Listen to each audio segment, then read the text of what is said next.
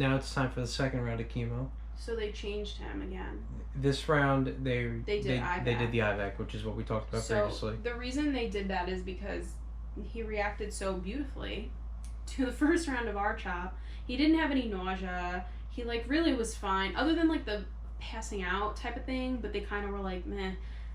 He was fine. Like he handled it really well. So they were like, well, you handled it really well, and you're young and strong, and so we think you can handle this IVAC. And what the concern was, they didn't know at first if the cancer had gone into his spine or into his brain. Because what happens is, if that starts to happen, then it's a lot harder to get rid of, because the R-CHOP, like most chemos, don't cross your blood-brain barrier. So, but IVAC does. So, in an it ended up not being in his spine or in his brain, thankfully. In an abundance of caution, his oncologist was like, we're going to do the IVAC because we want to make sure that it doesn't go into your spine or your brain. And so not only does it help get rid of it if it is there, it helps prevent it if it's not there. So he goes in and it's a 5-day treatment. And again, and now he's in a different building. So like there's still in the city, but he's a in the different city. building. He's a couple blocks away. It's called the Coke Building. It's brand new, gorgeous. It's basically a 5-star hotel. You're overlooking the river. Like literally, his room was a palace. And they're the nicest people in the world. I mean, it's still Sloan, and they're the nicest people in the world. But again, I can only visit him 2 to 6 p.m. Like it was just hard, you know. And so it was just. I mean, he handled the chemo beautifully. I mean, he just slept. He passed out once there, I think. Yeah, so it's a more intense treatment, like we were saying, and it can cause your blood counts to drop. Your white blood cells, your red blood cells, like all that. So I get the treatment at the Coke Building, and now we're in August. Yeah, and much like the first time, I didn't really feel anything. I didn't feel any side effects. You threw up once. I threw up one time, and I was just tired. I remember my mom coming to visit me one day, and I basically slept the whole time that she was there because I was just so out of it from the treatment. But overall, I was fine. I had physical therapy come to the room and to try to get me to stand up again, sit up on the edge of the bed. And I passed out one time for like a couple seconds, and I was just right back on the bed. It was you just went out for a couple seconds. Okay, fine. You know, I'm still learning to stand up and sit up and everything, and like they also feeling lightheaded, and like you know, it could cause your blood counts to drop. Yeah. So like, but they also said that like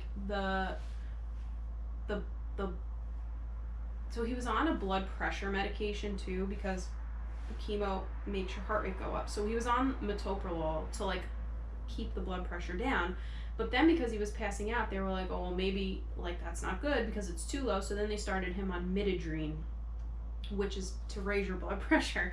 So it's like, we didn't know like what to give him, what not to give him. Like it was just a lot of stuff. And then they basically told us like the passing out thing is either there's an underlying cause or it's just a side effect and like it'll go away and we have to just kind of put a Band-Aid on it for the duration of him going through treatment. So I was like, great.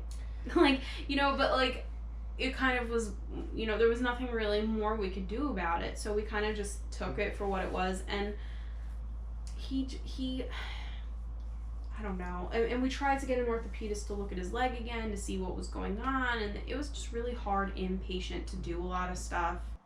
So, there for like 5 days. Yeah, it's a 5-day treatment. Yeah. And he was able to use the wheelchair to come home. Yeah.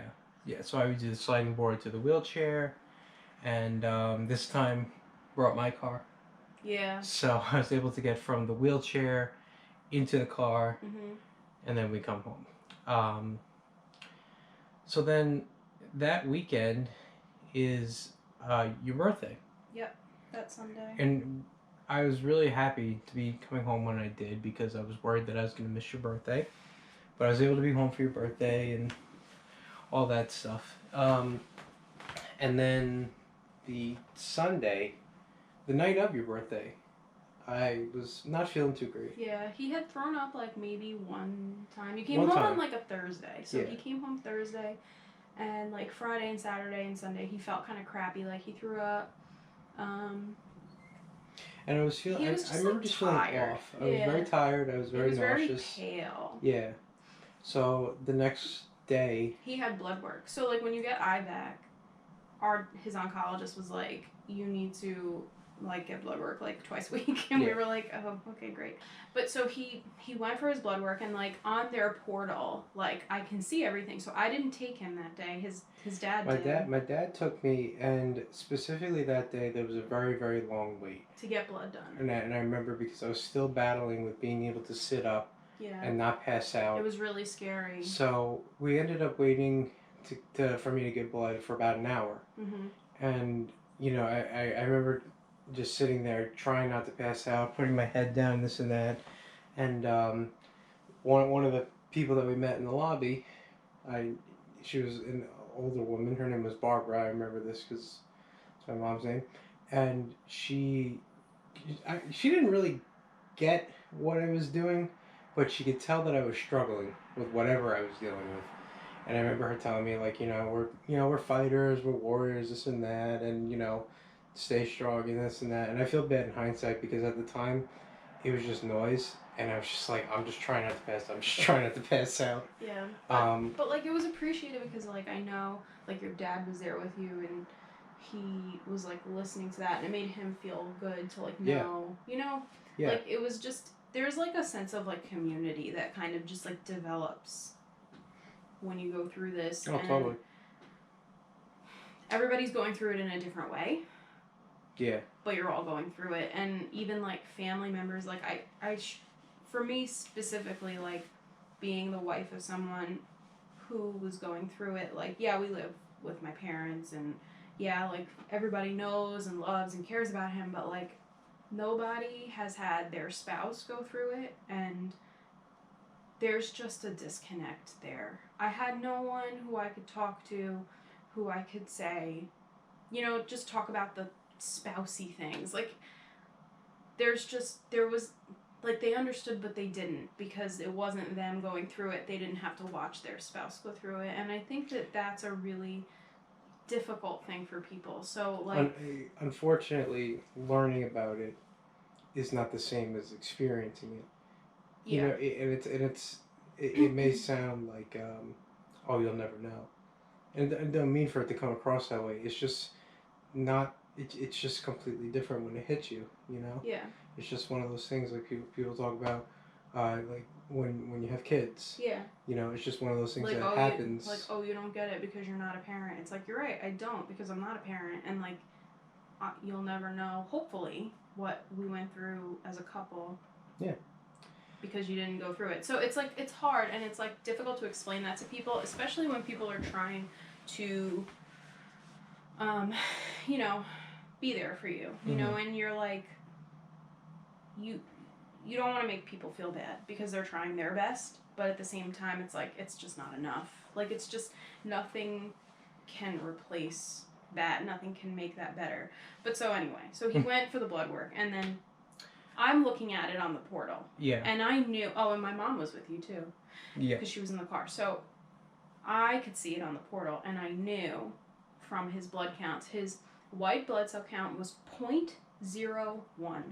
It should not be that low. And, no, it should be like 4.0 to like 8.0 or 10.0 or something like that. So, and his red blood cells were like... I don't even remember. Like, he had nothing. Like, he basically was just, like, empty. But it was, like, scary. And I remember looking at it, and I knew. I was like, they're going to call him back. He's going to need a blood transfusion. And I texted my mom, and I said, look, I can see his results now. Don't alarm him, but just so you know, we're going to have to go back. He's not, like, they're going to call us. I remember very vividly. This is one of the things I remember so clearly. I was so tired that day. I just wanted to get home and sleep. I remember sitting in the passenger seat of the car. I remember you leaning into the car and saying, don't get comfortable. You're probably going to have to go back. And to me, that was like saying, you're going back to hell. Well, and I felt really bad, but like the reality was I knew. And so once I saw the blood results, I called his oncologist because they don't look at it like right away. It takes a little while, but I was like, maybe if I called them right as I saw it while they were still driving home, and it's maybe like a 20 to 30 minute drive. Yeah. So I was like, maybe they can get them like and tell them to go back like before they even get home, which didn't end up happening. So I called his oncologist office and I was like, look, I know you guys are going to call us back. So like someone needs to look at his blood results now because I can see them and I know that they're messed up. So like you guys are definitely, and they were like, okay, we'll look at them. We'll call you right back. As soon as he got home and got in bed, they were like, yeah, you need to come back for a blood transfusion. But the problem is because he needed the 2 different kinds, where we were going was like a treatment center. It wasn't a hospital. They didn't have them like there. So we could either go to Manhattan, the Coke building, Again. or we could go to like Comac. Yeah. But I think we chose Manhattan because Comac you would have had to like be readmitted. Like it was like a whole thing. So Comac's closer to us, by the way. yeah, but like there was like a reason why we chose the Coke building. So by the time they set everything up and okayed us, we were like, okay, so we were gonna drive him back into the city, and he got into the wheelchair. I was very tired, and you know I hated this news that you told me, because like in my mind I've been in the hospital twice now. I'm done with them. I don't want to be in the hospital again. I'm tired of being in the hospital. I just want to be home, stay home, and just like let me be for a while. Yeah. But reality is what it is, so I knew I had to go into the hospital. So I sat up on the edge of the bed and used the transfer board to get into the wheelchair. And I transferred over to the wheelchair. I remember staring at the TV. Bar Rescue. Yeah. Watched a lot of Bar Rescue, by the way. Oh, wow. Yeah, okay. And I remember staring at the TV, and I'll let you take over from here because the next thing I remember is being in bed. His face, like, did this. Like, his eyes were wide open, but he wasn't, like, responding. And so I'm like, oh my god, he passed out. So I'm like, his dad's, like, I'm, like, in front of him, and his dad is, like, behind me, kind of, over my shoulder, and we're like, Dan, and we're like hitting his face, and we're like, Dan, and I'm like, Dan, and I'm like screaming at him, and so finally I'm like, alright, he's not waking up, so I like lifted him into bed, and like the bed was a hospital bed that we got, so like you could move it, you know, like, so I threw like the head part down and the feet part up to get the blood like flowing. This is where I came back. And he woke up and he's looking at me and I'm screaming. I'm like telling my mom, I'm like, call 911, call 911. And he's like looking at me like, what's wrong? And I'm like, in my mind, I'd mentioned that I passed out once before when we were at the Coke building, and that was only for a couple seconds. So to me, it felt like 5 seconds at most that I was out. It was like a minute to 2 minutes. I remember my dad sitting next to me when I was laying back down on the bed, and I could hear you freaking out. I could hear your mom freaking out, calling. I remember looking at my dad and being like, why are they freaking out? How long was I out for? And I remember my dad telling me you were out for like a minute. So, or longer, and that just was crazy to me because it felt like 5 seconds and it was a minute of my life just I have no memory of it, nothing. So he's like laying there and like I'm you know, I scream at my mom to call 911. So she panicked a little bit and she didn't know what to say. So she dialed it and handed me the phone, and I'm on the phone with the operator and I'm like explaining to them, I'm like, he needs to get a blood transfusion, blah blah blah blah blah blah. And the woman's like, okay, we're gonna send. I'm like, and she's like, is he awake? And I said, yes, he's awake.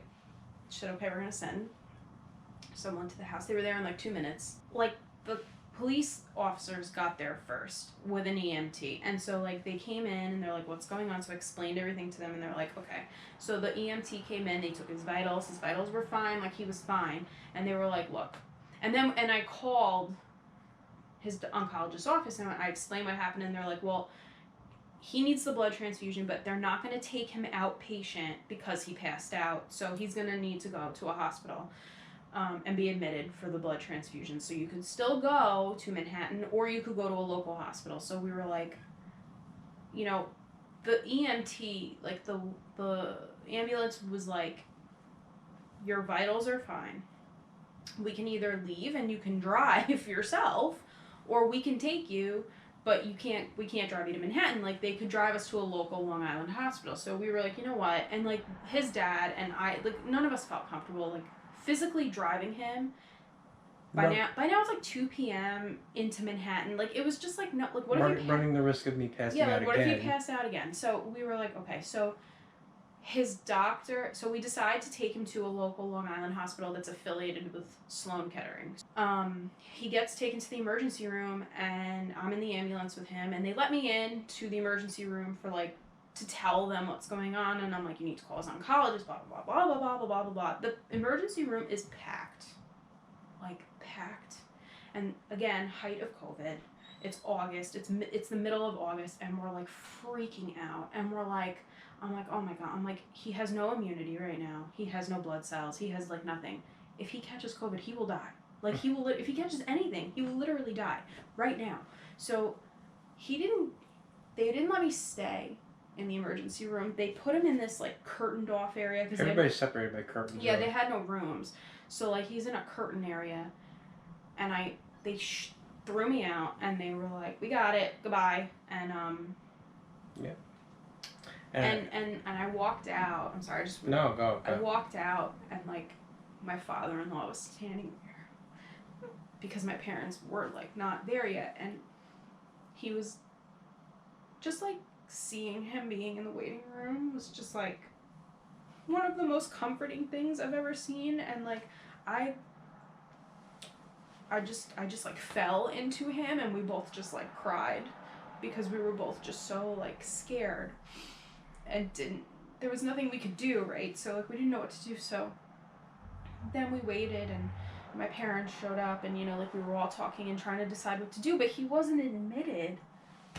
Like we knew he was being admitted, but he couldn't get a room. I got into the emergency room at 4 p.m. I got admitted into a room at 4 a.m. So I spent 12 hours in the emergency room. And he did get the blood transfusions there. Yeah, I did get blood transfusions. And then over the next couple days, I had my own room in isolation. But what took him so long is because, first of all, he needed to wait on a COVID test. Second of all, because of his immunity, he needed his own special isolated room. And one of my friend's sisters happens to work in that hospital. She works on a different floor. But that he ended up being on, she works in like the physical therapy orthopedist area, and so, but she like knew the rundown of the hospital, so she was like telling me, like, okay, like they're waiting for this type of room, and like this is why, and like, you know, things like that. So he was waiting on an isolation room because of his low immunity. He needed to be alone. It was like a special room that like desanitized you as you walked in. It was like crazy. So, and he was like in the cancer ward. So it was like. It was just weird, and I remember just, like, going the next day to visit him, and, like, I had to wear a mask the whole time. He had to wear a mask the whole time. I had to, like, scrub up and down. Like, it was, like, you couldn't, like, the precautions to get into the room were insane. But over the next couple days, I had multiple blood transfusions. His numbers just wouldn't go up the way they wanted them to. They would go up slowly every time I got a blood transfusion. So then it became a question of, like, well, can his bones even produce the blood? Like, you know, like, that was a concern, but it was, like, a silly concern because, like, realistically, when you think about it, like, of course his bones can still make blood. Like, you know, but like, at the time, you're like, I don't know. Hey, speaking of silly concerns, remember when I told you that a priest came in? Oh my god. It was a Catholic hospital, and it was so cute because he called me and he's like, I don't know if this is like a bad sign, but a priest came in to bless me. He like thought he was being read as last rites, and I was like, no, it's normal. I remember when he left the room and my nurse came back in later, and I remember just looking at her and be like, is that normal? Is that a normal thing you do around here? And she's like, oh my god, no, it's nothing like that. Don't worry about it. It's just, I'm like, okay, all right, just making sure. Like, you know, yeah, but again, if you don't know, you don't know. So now this is his third hospital stay. So then he was actually scheduled to get a PET scan and an MRI, like, the week he was in the hospital, which they wouldn't do there because apparently it's way more expensive to get those things done at a hospital than it is outpatient. Why? I don't know, but whatever. So the insurance was like, nah, we ain't doing that. So we had to like reschedule that. Then they were gonna discharge him, but then because of his leg. Yeah, well, so here's the good thing about getting blood transfusions. I felt very energetic Yeah, every he single felt time good. I felt good. Yeah. And so they started having physical therapy come to the room just to get me up and moving, and I would stand up, and I forget I forget the equipment that they used to assist me stand. Like It's some with a woman's name, Sarah. Like a Sally. It's something like that. But Standing Sally. It's like something like that. But basically, it like locks in behind you so that if you need to sit, you can sit. But like it's a bar to grab onto and like mimic, walking and stepping. Yeah. So, and I remember after getting the blood transfusions, I had no bouts with dizziness, lightheadedness. Yeah. He was like texting me every day. Stand up. He's like, I stood up and I walked across the room, and I was like, yeah, like wow. From the hospital bed to the door and back, I was able to finally start doing. I mean, you were hopping. Because he was still non-weight bearing on his right leg, so he was hopping, but still. But after a week, it was about time for me to be discharged, and I wanted to go home so bad. I remember saying to you, like, I just want to go home. Yeah. But the hospital that I was at has as I think you mentioned this before, they have a great physical therapy program. Yeah, they do. They have an amazing physical therapy program. And it was basically laid out to me that you can either go home. I don't even know if it was a choice, but it was. The choice was you can either go home and good luck, or you could stay here for another week, be enrolled into the physical therapy program that we have here. And the way it was kind of presented to me was you will leave here moving so much better. It's occupational therapy and physical therapy twice a day. Yeah. So it's like you're there to work. Yeah. I mean, it's not like you're there to rest. So, and it's not for cancer patients exclusively. It's like an all-around like physical therapy thing, but it's very well renowned. And so we ended up getting approved for a week, and his oncologist said, yeah, we can delay treatment for a week for you to get stronger and this and that. So he goes to this program. So he gets moved to a different floor. And I think this is the turning point for me. It is. Where things, for the most part, are better than worse. If he didn't have this, I really think we wouldn't be where we are today. This was probably the best decision and best opportunity that he had since his diagnosis in terms of recovery, because... Yeah, I hated it at the time. And I remember, I even said to you, I know down the line... I'll be happy I did this, but I just need you to know right now I hate this. He hated it. He hated it. It absolutely kicks your ass. Mm-hmm. It doesn't sound like much. It's once in the morning for physical therapy and occupational therapy, once in the afternoon for both of those again. And I didn't do anything crazy strenuous. Like I would stand up, walk like 5 feet, hop 5 feet. And then sit back down. But like just that 5 seconds of doing that exhausted me. Yeah. And doing leg exercises on the bed and arm exercises and practice getting in and out of the car. Yeah, they had like a mock car there that I would transfer from the wheelchair to the car and then back, and like now I could do those 10 times in a row, not a bead of sweat. Yeah, and but like at the time it was like by the time they brought me back to my room for like lunch, I was like, he was exhausted. I was out of it. He was so tired, and like he really, he worked. But like a good tired this time, not like you're drained, like you're from chemo. He worked really hard, yeah. And it sucked not having him home, but at the same time, like it really was one of the best things that he had the opportunity to do, because he wasn't getting dizzy anymore. Yeah. He had energy, he built up stamina, he built up strength. The only thing my body had was like it just wasn't used to that much activity, that my heart rate would jump up. Yeah, so like they would have him lay down, and then like so that just kind of became like a thing we just kind of had to like deal with. But over the course of that week, I started out from maybe taking a couple hops to by the end when I was discharged, I could go from one side of the gym all the way to the other side of the gym without taking a break. It was crazy, and it was crazy how much you improve every day just from doing things that don't seem like a lot, but I guess just doing it over and over again. And it's like things you take for granted. Like you think like getting in and out of a car is easy until like you physically can't do it. And it's like just think about the idea that I was so nervous about standing. And like we came up with a word. Like we literally had like a safe word. Like at that point, because like what I would do is I would used to be like, are you okay? Are you okay? Are you okay? But like then once he passed out at home, I realized like that's not a good indicator on whether like mentally he's okay. Because I could be half out of it, so yeah, and it's like that became clear that wasn't it. So like what I came up with was a word that was long enough where he would have to like actually actively think about saying it, and that would indicate to me that he was actually okay. And our word was pumpernickel. Pumpernickel. So like we would literally just go, I would just go pumpernickel and he would go pumpernickel, and like we would just say it back and forth to each other to make sure that like if I was out of it, A, I wouldn't think of that word. Yeah. And B, I couldn't pronounce that word. So it's like if I said to him like pumpernickel, he would just go pumpernickel. Like it was just like our thing. Like it just like worked. So and it's like funny, like what a stupid word, but like it worked. It worked, and you know it made me feel better to know that we had like some kind of safety net to like gauge where he was. Yeah. When we left, and he was also one of the youngest people there.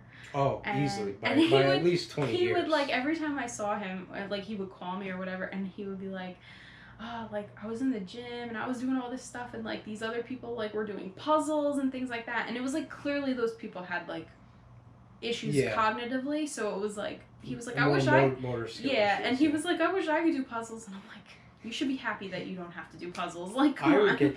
I would get jealous of like 80-year-olds walking. Yeah.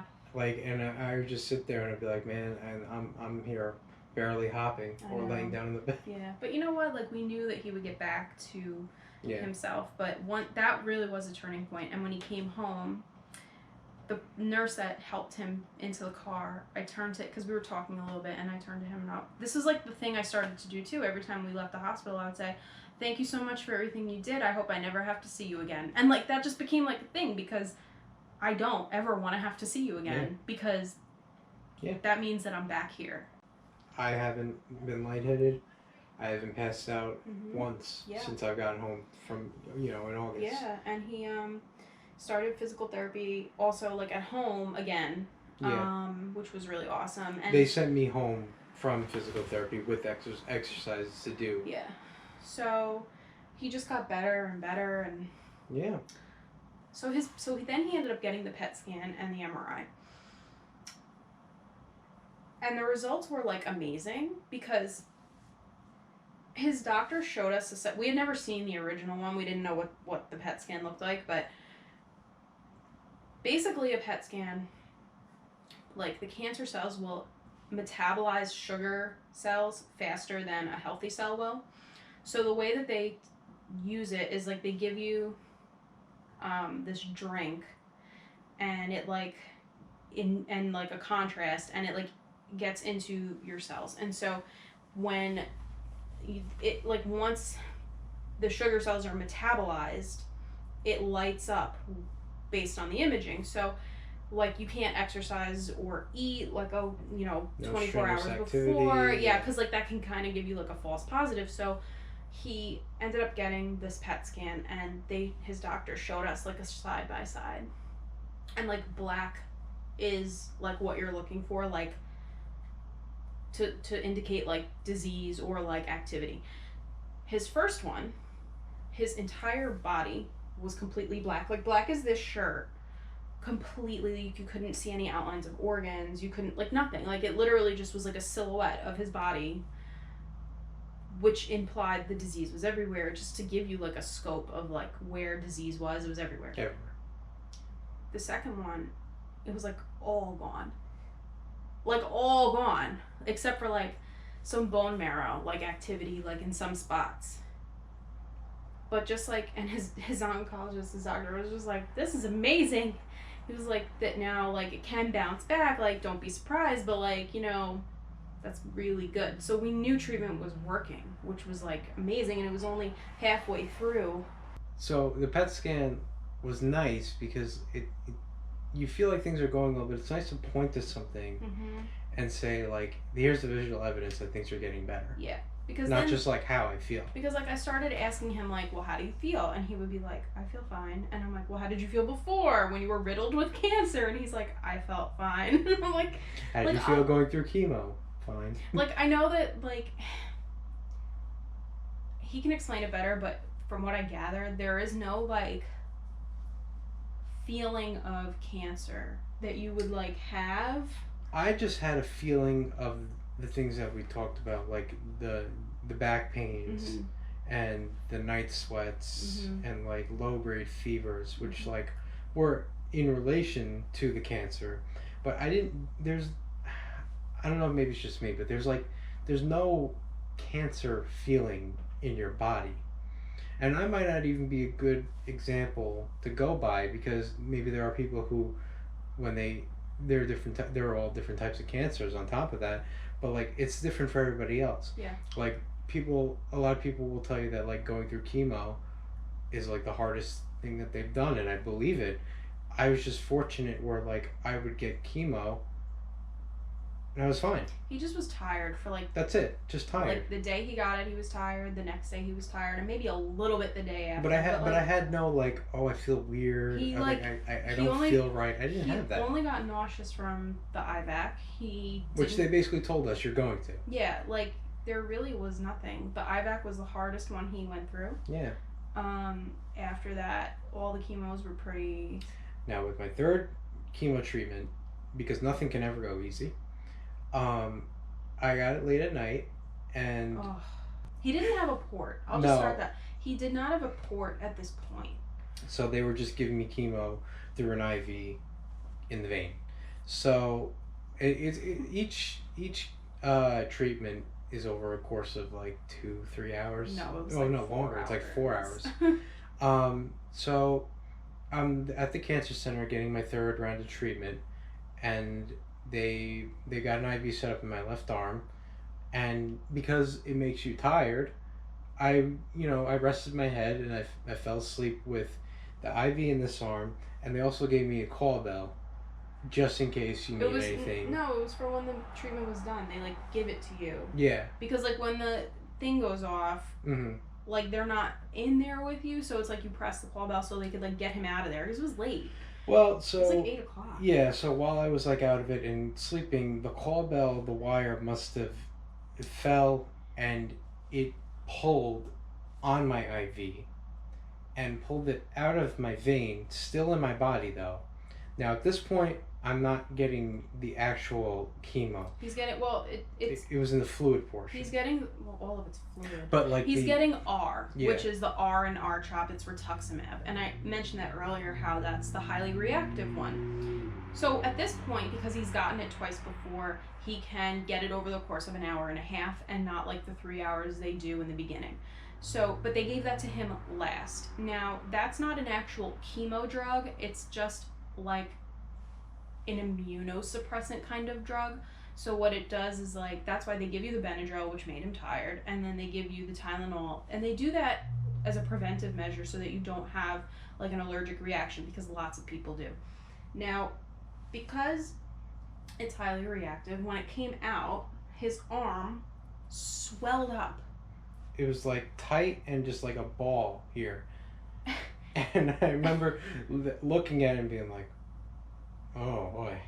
And then the nurse came in, she looked at it and she was like, luckily, because it was just the rituximab and there was only like 10 minutes of it left anyway, they were trying to find a new vein. They were trying to find a new vein, but me with my veins, they couldn't do that. Also, it was late at night. And it was late at night, so they didn't want to keep poking. So they were like, you know what, you only had 10 minutes left. The majority of it, went in and everything. You should be fine. We're going to disconnect you, and that's it for tonight.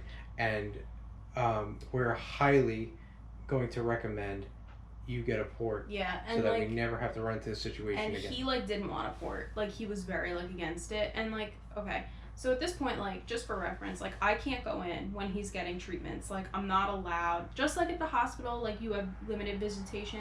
When he's in the treatment center, I'm not allowed in the room. Typically, I would be allowed to hang out with him the whole time and, be in there and, get up and move around and whatever. But because of COVID, they basically, make you be alone. So I would, wheel him into the room, get him set up, and then they would, boot me out. So I had no idea what was going on. I was just we were on our way to get him, and I come out, we pull up, and he's done, and he's outside, and it's raining and dark, and like he's under this overhang in his wheelchair with his nurse. Thank God. Like sitting there, and I see him, and I'm like, why is this woman with him? Like, what's going on? And he looks at me, he's like, so something happened, and I'm like, what happened? And he's like, it's okay. And his nurse like had to explain it to me, and thank God that woman was there because Thank God she was there, because if I had to explain this to you, there's no way I could explain this to you without you freaking out, understandably so. And like, there's no way I could properly explain what happened. He's not good at relaying the information. He's very unreliable. Especially medical. No, especially he's medical. really bad. So like anytime like a doctor like would give him information in the hospital and he'd call me to like tell me, I would have like 10,000 questions that he did not. It got to a point where I just put you on speakerphone. Yeah, like he didn't think to ask these things, and I was like sitting there like, well, how does this correlate to this, and how does that affect that, and like blah blah blah blah blah. So it's like he just isn't good with that, right? So like it's fine. It's fine. You're just not good with that. It's fine. Everything is fine. They explained to me, they were like, he won't have a reaction. If he does have a reaction, like you'll know pretty immediately, like call 911, blah blah blah blah blah. But he ended up being fine. The swelling went down. They called the next day to make sure he was all right. He was fine. But he's getting a port. Yeah, and I really I wanted to avoid getting a port as much as I could. I don't know any other way to explain it other than just I didn't want a device in me. For those of you who don't know what a port is, yeah, there's like a bunch of different kinds. The kind that he ended up getting, I think it's called a Mediport. Mediport. And so it's like they put it here, like right underneath your, like it's like right here kind of. It's like a little rubbery thing, and it has like this tube, and the tube is put in up here like right above your collarbone.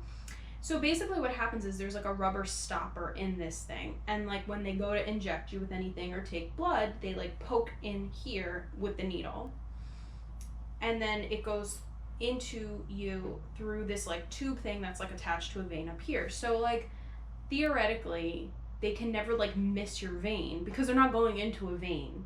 They're going into the port, which then goes into a vein. So it really, and a lot of times too, what happens with chemo is that your veins get blown out, and it just becomes harder and harder to find a vein, to maintain a vein, and like there's a lot of different standards and procedures that outpatient treatment has to adhere to that inpatient does not, and it's just different.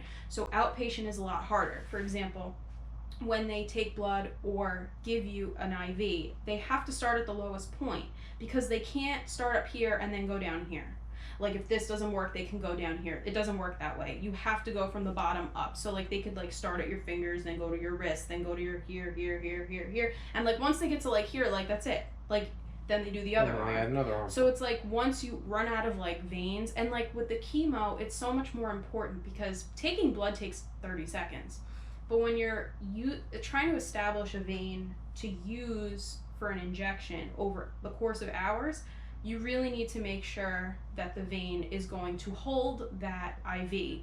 So it just becomes a lot more difficult. Because she even said that night where I had that fiasco, she's like, I can get a vein, I'm just not confident in this vein holding for the whole course of the treatment. So it's not like as simple as when you go to get blood work, like it doesn't matter where they stick you. Like when you get treatment and when you get an IV, it very much matters where they stick you and how they stick you. So it becomes more of a liability for them, and it becomes more traumatic for you. Like it just becomes a big issue. So if you are someone who has to go through this, I hope you don't, and they want to do a port, we really, even though he hates it, it made life so much easier. Yeah. And we urge that you definitely consider it and talk about it because it's definitely, it saves you a lot of heartache and pain and anxiety in terms of being stuck and having to worry about things falling out and having to worry about like any complications. And it's tough too because like even to this day, like 3 months after I've had it put in, I still struggle with like looking at it. And he still has it. So like that's the other thing too, like they leave it in. And you can leave it in. I've read that like people have had it left in up to a year post treatment, just like in case. And you know what? That's okay. Yeah. That's okay. I struggle looking at it and like accepting that it's like in me and it's there, but at the same time it's like it did make everything easier. Yeah, I mean, accessing it and not going through the trouble of getting poked so Yeah. much, and it's just it's tough, but like eventually I'll get over it. yeah, I mean, well, eventually you'll get it Yeah, taken out. eventually I'll be out. But like the procedure to get it put in, you go under like a localized like anesthesia. It's outpatient. I mean, it took a couple hours, and like he was kind of out of it, but like it was fine. And he just has, you do have a scar. Yeah. Like, I hate to say that, but you know what? Who gives a crap? You know, like it's really not a big deal. Yeah, I mean. And yeah, and you don't even see it. Like, it's not outside of your body in any way. There's just a tiny little bump where like they poke you. Yeah. So then you would think our troubles would be over. Fourth treatment. He goes, okay. Well, actually, the fourth treatment went fine. It was after. So after the fourth treatment, he got methotrexate, which is an inpatient treatment. And that, again, because the IVAC was so strong and they want to protect the brain and the spine and everything, they didn't want to do another IVAC, so instead they were going to do methotrexate, which, if you have an autoimmune disease, you might actually have taken methotrexate, because your mom has lupus, and she used to be on methotrexate as like a maintenance med, but they stopped it. So you can use it for a bunch of different things, but one of the things that it's good for is crossing the blood-brain barrier and preventing the cancer from going there. So it's not an intense chemo like in any way. It's literally just like you're being injected with methotrexate. The problem with it is that this was like October time now, because he went in like right before our anniversary. You get it, but you have to get it inpatient because it can really your kidneys. So he had to take this like pill, I forget what it was, like a day before we admitted him. He went back to the Coke building, and the treatment is like 1 day, but then they observe you for like 3 days after, because they have to make sure that the methotrexate clears out of your system at a level where it's not going to like kill you with your kidneys. It's a 3 to 5 day process because it varies for everybody. Like one of my nurses was saying that some people, they get it and you pass it by urinating. You pee. And for some people it takes 3 days, some people it takes 5 days. She was even saying that there's somebody who's been there for over a week. It's taken that long to get out of their system. So it's really just a matter of however long your body takes. I did have a problem with the port. Oh yeah, you so did. So he's there for not even an hour. We had just gotten home from driving him there. When they give you the methotrexate, they do it through your port. That I just gotten in. I had one treatment through the port already. And it like Victoria was saying, it's like a rubber stopper in here that they inject into, and what can happen sometimes is if you don't get the needle not perfectly, but you can hit that sponge and it's not fully accessing the port, so when they're pumping in the saline and the liquids before they give you the methotrexate, it's like leaking out. I remember laying there and turning over, and right here was stiff and like a bubble here. Yeah. So he calls me, he's like, yeah, so the he's like, thankfully they hadn't started treatment yet. He was just on like a saline solution. I thought he was starting the treatment though. So he calls me and he's like, yeah, like I was getting the treatment and it leaked through the port. And I was like freaking out because I'm like, well, what does that mean? Like what? Like what does that mean? Like what do you mean? Like this is why we got the port. Like you're not supposed to have this problem. Like it was a whole thing. And then because they didn't know if there was a problem with the port, or like there was a hole in it or something, or like if it was just like human error, you know, like they didn't know. So they were like, well, we don't really want to use the port. So back then to the they IV. ended up using his arm. So we were like, I'm getting stabbed again. Okay. So it's back to the IV. They're drawing blood, no sleep, and but this one was only 5 days, and well, the treatment was only the one, then the fluids were the rest. And also at this point too, he was like able to hop, like with a walker. Yeah. So he was like able to get up and like use the shower, use the bathroom. Yeah, and we like joked because like the first time he was in the Coke building, I had to pee. And like you're not supposed to use the patient bathrooms, but like he was in a room by himself, so I kind of was like, well, I wasn't using it. He wasn't using it, so like why can't I? So I used it, and like they have heated toilet seats. So I was like, damn, I was like, you need to go use this toilet because it's a heated seat. So we finally got to experience it the second time he was there because he was able to get up. It was amazing. It was really great. So didn't use the bidet feature. Didn't get a chance to use that.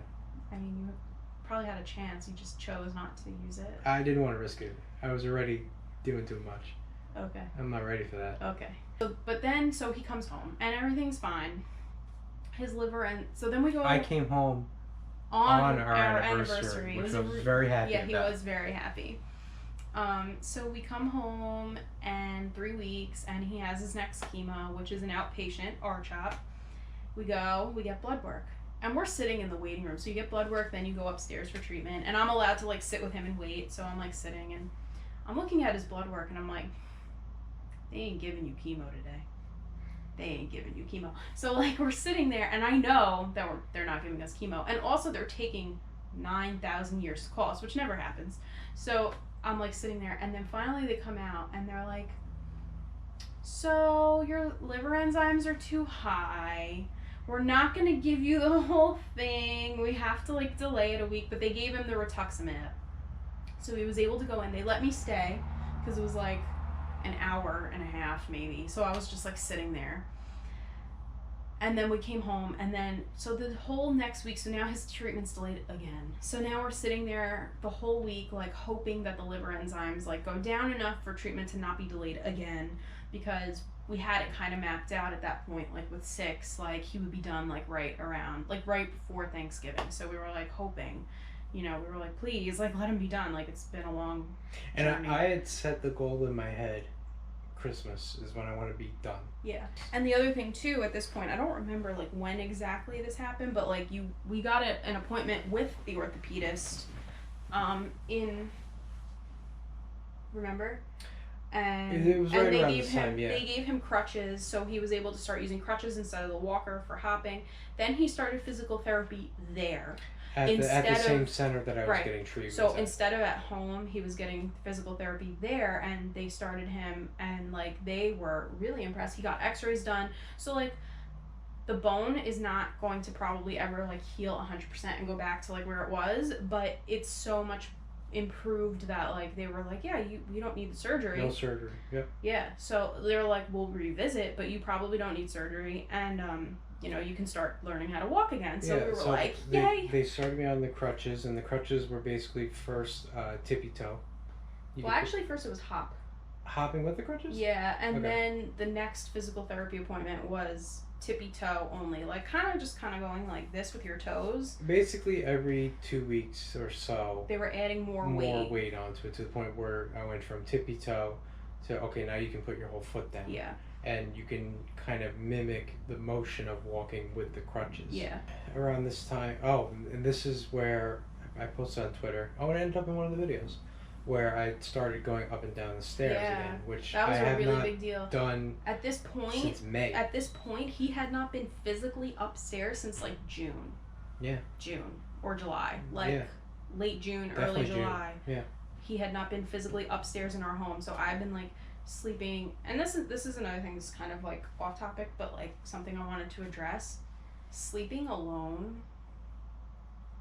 was like really, really difficult, because when we got married, I did not adjust to co-sleeping very well. It took me a really long time. I'm like a very light sleeper. He snores, like it was just, you do, but like it was just hard for me. But then once I got used to it, this happened, and like I then had to adjust to being alone, and it got so bad that I took one of his t-shirts and I put it on a pillow, and I had it like next to me, and like I had like a body there. It was just so like emotionally so hard.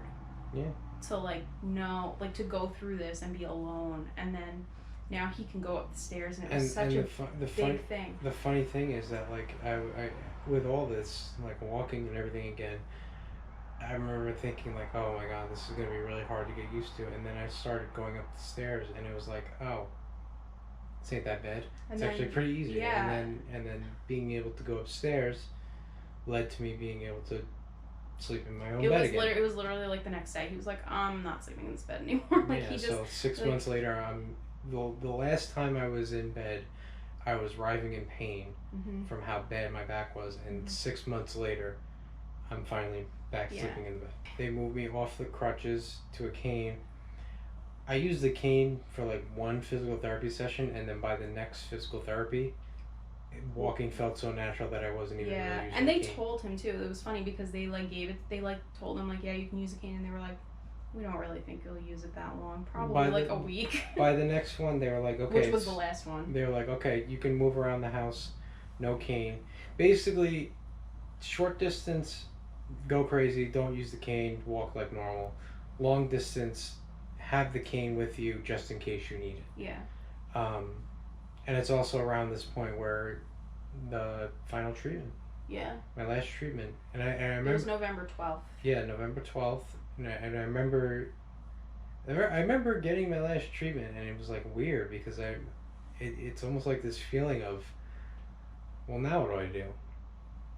Like like for months, I've gotten used to coming to this place, which has been like in my mind associated with like being taken care of. Mm-hmm. It's like moving out of the nest, kind of in a weird way. It's like Yeah. they're just kind of like, okay, you're good, Yeah. and you're just like, okay. There was like no bell ringing or anything like that. Like they don't do that. It was like I got my treatment late at night. I remember leaving the treatment area, and like everybody in the building it was like gone because it was like 7:00 at night, and they're prior to this. When he was like using the wheelchair, they would like make sure he like was wheeled out, and like they would like hand him off to me, kind of thing. But this one, left. They just were like, okay, bye, and they just like sent I him on his way. And I walking- remember watching him like walk through the building because I couldn't go in, and like he was like walking through the building and just came out, and I was like, hey, what's up? The only people outside were like a janitor here and there, a security guard, and I'm like, I guess I'm done.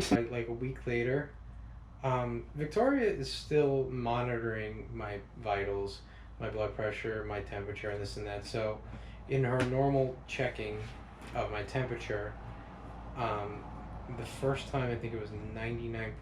It was 6. 99.6, which is, I would have a couple times here and there where my temperature would go up a little bit into like 99.2. Then after a while, it just came back down, but it went up to 99.8, which 6, which is rare for me to have. And we took it again. It was 100.2. And the rule is with cancer, if it's 100.4 or more, you call your doctor and they tell you what to do. So we called them, and they called us back, and they were like, if it's 100.4 or higher, you need to go. Basically, he needed a complete blood count, like a CBC. So like they said they normally would have wanted him to go to them, but like that facility is a treatment facility, it's not a hospital.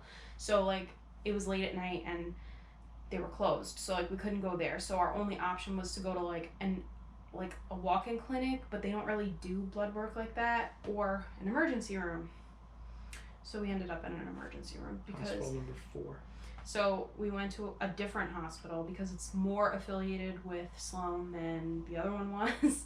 And I couldn't go in with him, so I cried, and then they let me in, and then they made me leave. They let me in just to like make sure he was like good. But when we got there, like they have like those scanner things to like read your temperature that you have to do, and it was like temperature normal, and I was like, it's not though. And then they took it like with his mouth, and it was 100.2, and they were like, oh yeah. So then they did an EKG on him. His heart was fine. Then they brought me to an exam room in the ER, and they did x-rays on my chest to make sure there was like no pneumonia, no port issues. The port was fine. They did like urine tests, blood tests. They did a COVID test, which we did not get back for like over a week, by the way, and it was supposed to be a rapid test. They took my temperature twice. They took it twice while I was there. From like maybe 6:30 p.m. to like 1 in the morning. 1 in the morning. 1 in the morning is when I texted you. But the first time they took my temperature, it said 98.6.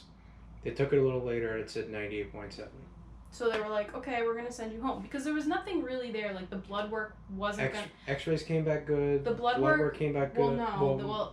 The blood work, it was culture. So, like, if it's a bacterial infection, like, you're not going to know for a couple days. So, but they put him on an antibiotic for 1 day just to, like, make sure. And they were like, follow up with your primary care and blah, blah, blah. So we go home, go to bed. His temperature is 102. So I was like... I'm not going to bring him back to the hospital because I feel like it kind of didn't make sense because everything else was kind of good. So, like, I kind of was like, well, he either has a virus or he has a bacterial infection and like whatever. So the next day in the morning, his temperature was 102.5. We called the doctor, like his doctor, and we told them, and they were like, okay, well, we'll prescribe you more of the antibiotic. Either it'll get better with the antibiotic or it won't. And if it doesn't, that means that it's probably a virus and it kind of just is what it is, but give him Tylenol and monitor. So that day he took Tylenol and the antibiotic. It went down to the 99s, and then by the next day it floated in the 99s, and then the day after that it was just gone. Still to this day, have no idea what that was We about. finally got, and he was still going to physical therapy at the time. So like in person, they wouldn't let him back until he had the negative COVID test, and we kept calling the number they gave us, and no one was calling us back. So then I finally found this other number that they do not make apparent that you're supposed to call. So we called that, and they had his last name spelled wrong on his email. So we think that that's why we never got the results, because they tried to email it to us to the wrong email. So like, yeah, we got the real one, the test was negative, so we forwarded it to like everybody, and they were like, okay, great, you can come back. And so we knew it wasn't COVID. Yeah. We don't know what it was. I actually ended up having a low-grade fever around that time too. It was like 99.6-ish. Just some weird virus. Yeah, bug like that I don't went know. around. We don't know. No one But I else was was scared. sick. It was just the two of us. Like, it was weird. But he felt fine. Like, Yeah. if I hadn't been taking his temperature, we wouldn't have known. But the one thing I will say is that he did kind of like lose his appetite just like a little bit. Like, he wasn't eating the way he normally is. So like that kind of was an indicator to me, but like nothing super concerning. So whatever. And they let me back into physical therapy. This is around where I started using a cane. Yeah. And then then we get to now we're in December, and it's been 6 weeks since my last treatment.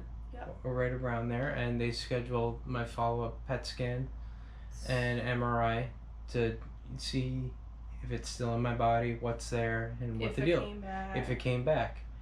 And this is where when we were saying in the beginning, like, it's overall good, it's just not 100% confirmed good. I think it's the best way to put it. So, like, I think the thing that everybody hopes for and waits for is, like, to be told, like, you are cancer-free and you are, like, bells good go to go. off, yay! Yeah, like, but the reality is that doesn't happen. I mean, like, maybe, like, I've seen that online and stuff, but I think that it's a little different. So, like, with his, because it starts in the bones, it just develops differently. So, we got the PET scan. We had a follow-up the next day with the doctor to, like, go over the PET scan, and we were, like, all day, we were, like, bricks. Like, it was a really scary day. It rocks. It was just a really scary day. And then the appointment gets delayed that day because the radiology report's not back yet. Also, keep in his mind, PET scan was, like, late in the day before. also the day of the PET scan, we were lucky enough to get a snowstorm here. Oh, yeah. Oh, my God. Just because we couldn't be So, easy. like, I was stressing that, like, they were going to cancel the appointment, they were going to cancel the scan, like, it was very stressful. So, but he gets his scan, blah, blah, blah. So the next day, so his doctor, like, finally we connect, virtual appointment, and he's like, I don't have it, he said the head radiologist needs to look at it and fill out a report. I had someone kind of look at it, and he's like, it looks like there's a little bit of an uptake in activity in the bone marrow. He said, but in all the case studies they've done, when they see this, it's a false positive. So he's like, I'm not really that worried about it. So we're like, okay. And he's like, I'm looking at your PET scan, and I don't see anything in the tissues to indicate disease, but I'm not the radiologist, so I can't, like, confirm. And he was like, so, but in the next couple days, so this is a Friday now, so he's like, you guys, like, they're not going to look at it until Monday, like, that's just the reality. So we're like, okay. And he goes, so either we will, we'll wait for the radiology report, we'll see what they say, they may tell us to just wait 2 months and then rescan you and see what happens and go from there, or, other than that, it would have been 3 months. So, like, he's going to be on an every 3-month schedule anyway for a while. So, like, that's kind of, it was either 2 months or 3 months. It's kind of what it would have been. Like, we didn't know how to feel. Yeah, because like, we were, like, positive, but we were, like... it's still somebody telling you, like, all looks good, but we're not sure. Yeah. So it's like when you get that kind of news, you're just kind of sitting there like, do we be happy? yay? I mean, okay. Like, should we be positive? Should is we this feel good news? Is this bad news? Like, is this just normal news? Is this something like is this, don't react yet? Yeah. Because like you're there's still more to know. Do I even feel comfortable celebrating this news? Am I like jinxing it? Right. Am I like it's very confusing how to react. You don't know how to react. Yeah, it was weird. And so then like the next morning we woke up to an email from his doctor saying the radiologist looked at it and it is his opinion that it is just a false positive and not indicative of disease. So then we're like, that's great, but like, is he right? And he said like, and to be sure, we're gonna do a rescan in 2 months just to make sure. So we're like, is this good news? This is better than yesterday, I guess. Yeah. But is it good? Like, it's just kind of confusing, right? So like we didn't know how to feel, and then like what runs through your head is like, is the doctor lying to you?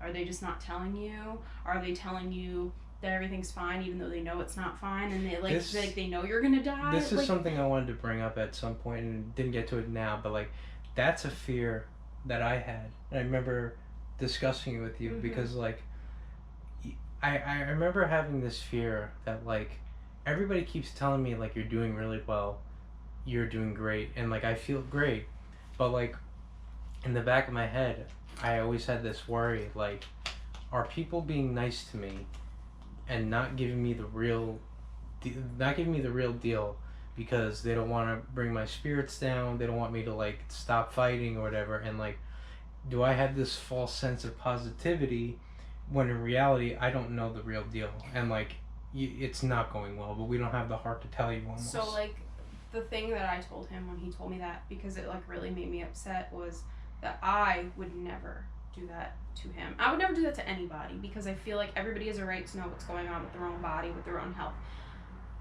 I would never have let him think that everything was fine if it wasn't fine, because it's his. If it's not fine, then it's his choice on how to spend whatever time there is. Because I had this like positive outlook of like things are going great and I feel great, and I didn't want to look like a fool to the people that I'm talking to, like almost like people like humoring me and being like, oh, it's so great that he's got such a positive outlook, and when in reality it's like that's what I didn't want. I'd rather get the news and be told like it's not looking good, and like God forbid you have X amount of time, at least I know the deal, I know what my life is. So we had that discussion and I reassured him that I would never do that. I still have a hard time saying to myself I had cancer. It still doesn't seem real. It doesn't, and it was very like it feels like a dream that I had. We went through a weird period of denial, and I think that everybody who we know did. I think everybody is just kind of like, what was that blip that you went through for 6 months? Like, it was just weird. He has another PET scan scheduled for February. As a 2-month follow-up. His MRI looked good. His PETs, like everything's looking good. He feels good, thankfully. It's kind of just getting back to normal. I feel more and more normal every day. Like I feel like I can move on my own. I don't need even something simple as just like taking my pills. For months that was your responsibility to give me my pills. Now I'm doing that on my own. And I'm moving around the house on my own. I'm going upstairs on my own, and like yesterday for the first time, instead of going up the stairs like 1 foot, 1 foot, 1 foot, 1 foot, I started to go 1, 2, 3, which doesn't sound like much, but like it's learning to do all this stuff again. And it like I said, it's still crazy to think that I have cancer, but like at the same time it's like I'm very fortunate because it's always going to be there as part of my life. I'm always going to be going for scans and checkups and to make sure that everything is fine, but the main portion of it, for it to take place in a matter of 6-7 months compared to other people who go through it for years and years and years, it's like crazy to think about. Like the summer of 2020 was this, Yep. And and I guess this is the thank you portion because like there's a lot of people to thank really. First, Not that we haven't thanked them personally. yeah, but like in case I haven't, then it'll be here at the very least.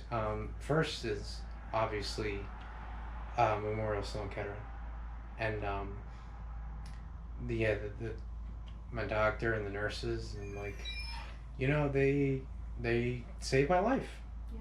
They really did, and they were all wonderful. I didn't go to one facility of theirs where I didn't like anyone that took care of me or like gave me treatment or anything, and yeah, they saved my life, and I'm part of that family now. I'll be a patient of theirs forever. But if I had to be a patient for this at one place for the rest of my life, this is where I would want it to be. Yeah. And both sets of family. It's not easy dealing with what I have. Also, their personal lives of like working from home and making the adjustment, but they also took time to make sure I got to appointments, got to treatments. Your parents were more than welcoming, accommodating me in this house and having physical therapy come to the house and, just whatever I needed. Also on top of that, my dad. Yeah. He's been here every day. He's been here every day, just keeping me company, watching TV, whatever Helping it him may with be. his exercises and keeping his spirits up. And Yeah. And then there's friends, like we talked about, Hillary and Alex and Michael, and like making sure that like not only he was okay, but like making sure that I was okay. Yeah, because it's really, I don't want to speak for you, but like I know just from talking to you how tough it can be. It's a given that it's tough on the person going through it, but like people also should keep in mind how tough it is for the spouse to go through it, or just the loved one. It's I wish that I had like a person who could relate in like a real life way to what I was experiencing, because I had a lot of questions. Sorry. It's okay. I had a lot of questions and I had a lot of like fears, and there were just a lot of things that just like you don't talk about with like just anyone. But I have to say that my friends, our friends, were the biggest support, and like they went to Disney. I mean, like, okay, it's a pandemic, but like they were very safe when they went every time, and all our videos that we've had so far. I mean, like, I was supposed to go on, I think, 2 or 3 trips with them this year that I obviously couldn't go on. He and I were supposed to have at least 1 trip alone this year. We were supposed to go with his parents this year. Like, our whole lives, everything. My parents were supposed to go away. Like, everybody, and this goes for everybody dealing with COVID, like in the world, like everybody's lives got turned upside down. But like missing those trips specifically for us was really, really difficult. So we're really thankful that our friends were in a position to be able to do it and be willing. They kept the channel going, and they're part of it now. And I mean, it's a 5-man team. They were supposed to be guests, but they're part of it. And Alex, runs our Instagram page now, and Hillary is basically our photographer. Like, I wouldn't have it any other way. Really. I mean, they've been amazing, and and also we briefly mentioned him, but I do want to properly thank your dad's friend Mike, because he also saved my life. Yeah.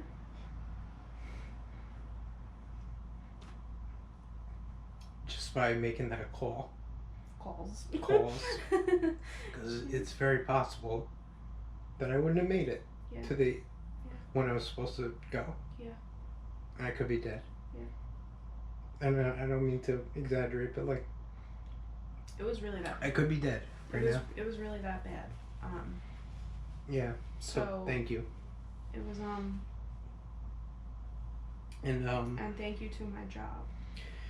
Your job has been fantastic. They'll probably never see this, but because they don't watch our vlog. But that doesn't matter. It's important. But like specifically, I mean, like everybody at my job, everybody who I work with, but especially Matt, Andrew, and John were beyond helpful, and that's not to discount anybody else who I work with, because everybody asked all the time, but Matt and John and Andrew took on my work when I couldn't be there, and they, without question, just did whatever I needed help with, and they, I mean, I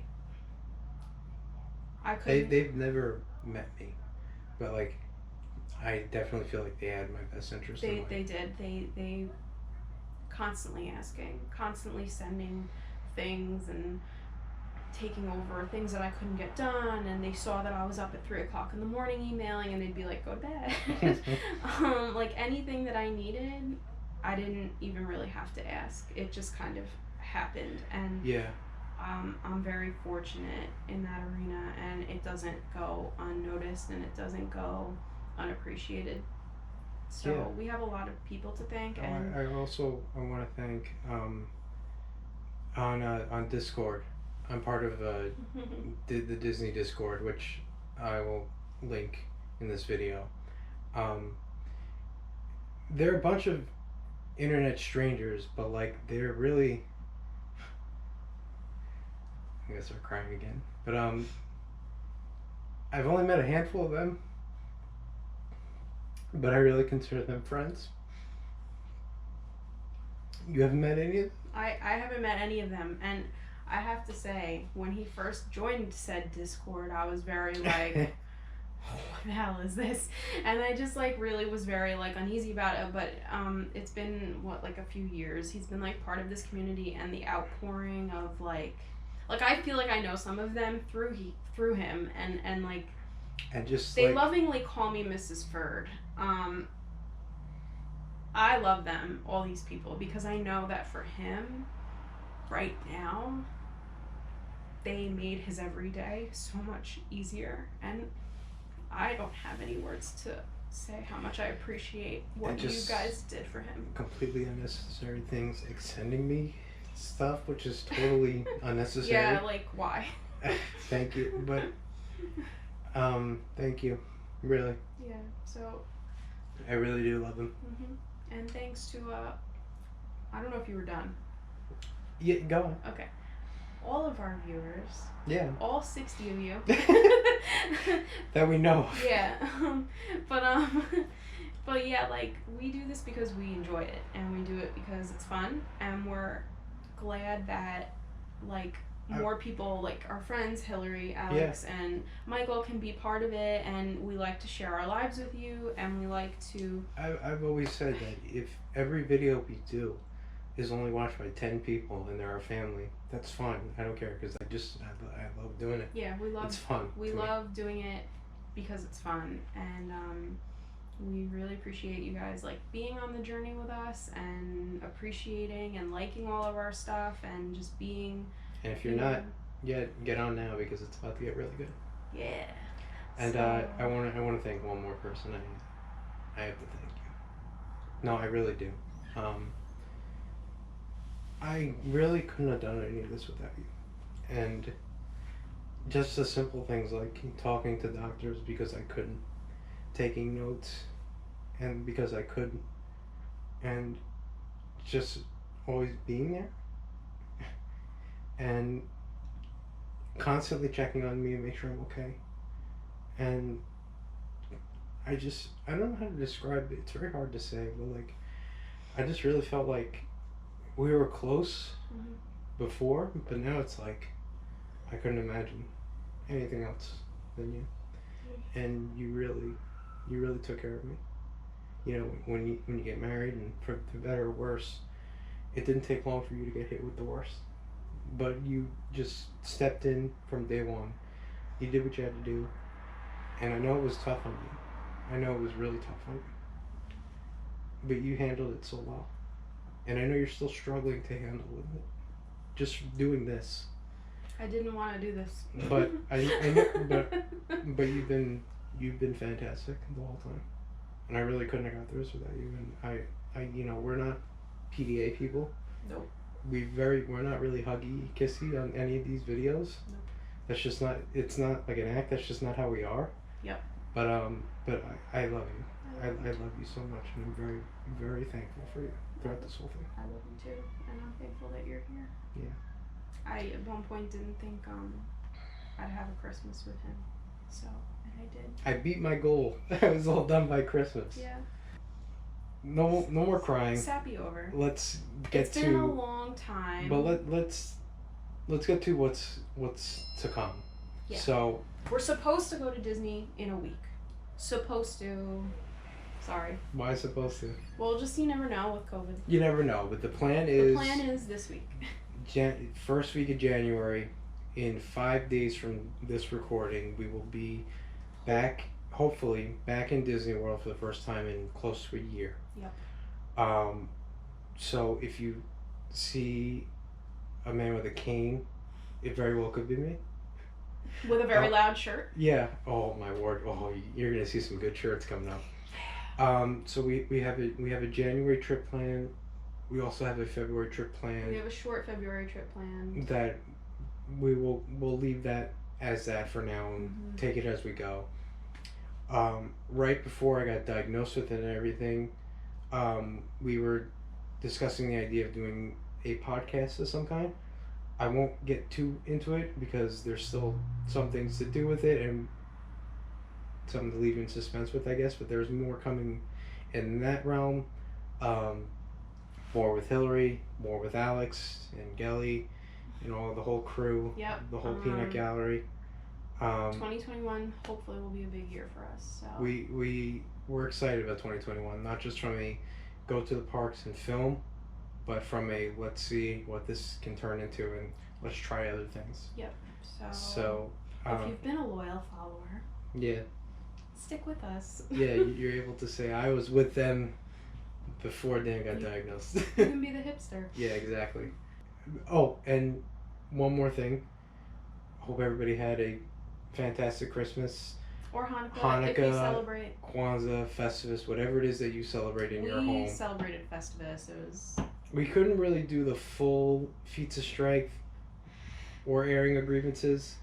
We did some airing of grievances, but I hope everybody had a wonderful holiday. And I hope everyone has a wonderful new year. Yep, happy new year. Hopefully 2021's a way better year. Yeah. And a special thank you to all the frontline workers, Absolutely. all the nurses, doctors, emergency, everybody who has sacrificed significantly this year for the good of everybody. And thank you to anyone who has donated blood, does donate blood, will think about donating blood. It's really important, and I saw it firsthand. I mean, I've not donated, but I've given so much blood now that, like, I don't know if I can, but, like, that's something I'm a pretty big advocate about, is giving blood, because it's a wonderful... Yeah, but even if he can't give blood, I will be beginning to give blood, so yeah. We donate, and any donations anybody makes to any cancer research, cancer hospitals, anything like that, it's appreciated. Yeah. It goes somewhere, it does something. Yeah. And if anybody watching this is going through something similar and it's really tough, it's gonna be okay. Hang with it. And fight through it. If anybody needs any support, we could probably link a couple support groups here. And if anyone, we're always open. So we have an email. Is our email on there? Yeah, I'll put it on here. If anyone needs us, you can email us. Yeah. We'd be more than happy to chat with you more personally. And keep fighting. Yep. Because you have no idea how strong you can be. Yep. I found that out. He's a That's not how you're gonna end this video, are I'm you? just kidding. No, but all that talk and then he's I knew he was a strong person, but I didn't really know how strong he was until he had to fight for his life, and I'm really proud of him. Keep fighting. Yep. Because you got this. Yeah. So Happy New Year, and we will see you in the new year. 2021.